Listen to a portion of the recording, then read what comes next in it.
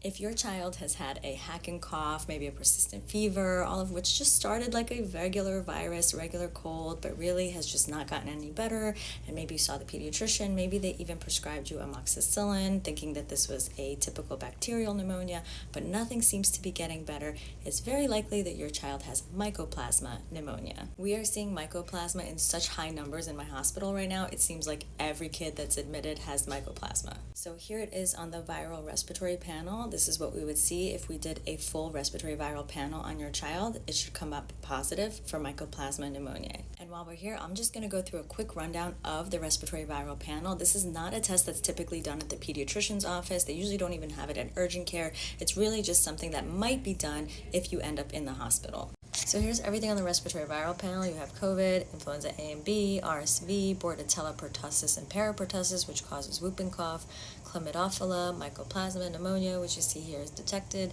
adenovirus, 4 different strains of parainfluenza virus, metapneumovirus, rhino/enterovirus, and the old coronaviruses that are not COVID-19, but the ones that cause the common cold. So mycoplasma pneumoniae is a bacteria. It's not a virus. It is a bacteria that causes pneumonia, but it causes what we typically refer to as a walking pneumonia, meaning that it tends to cause less severe symptoms than a typical community-acquired pneumonia caused by other types of bacteria.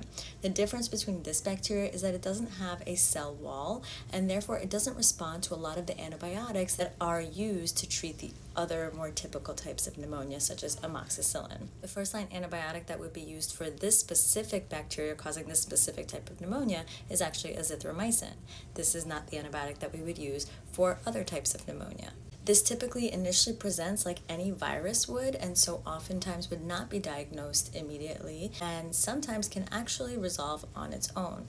That being said, if symptoms are persistent, you have a persistent cough, a persistent fever, and it's not resolving as you would typically expect with a virus, or you've been prescribed amoxicillin and it's still not getting better, chances are that you might have, or your child might have, mycoplasma pneumoniae, which is causing an atypical pneumonia. Reasons why you should bring your child to the hospital is if your child is having respiratory distress, they're having shortness of breath, difficulty breathing, not able to drink enough to stay hydrated if they're having signs of dehydration, or if you bring your child to see the pediatrician and they recommend that you go to the hospital for further evaluation.